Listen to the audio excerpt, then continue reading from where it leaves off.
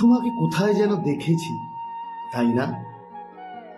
অনেক সময় দেখবে কাউকে দেখলে আমাদের ঠিক এই কথাটাই মনে পড়ে, কোথায় দেখেছি বলো তোমাকে?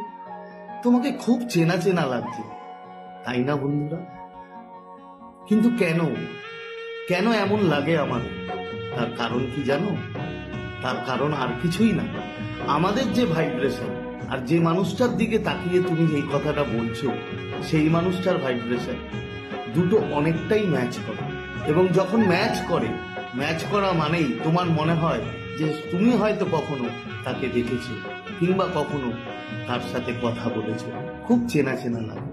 বন্ধু, এটাই হচ্ছে সবকিছু। তাই নিজের ভাইব্রেশন বাড়াও, নিজের ভাইব্রেশন রেজ করো। যখনই তুমি নিজের ভাইব্রেশন রেজ করবে তখনই তোমার এমন মানুষের সাথে তোমার আলাপ হবে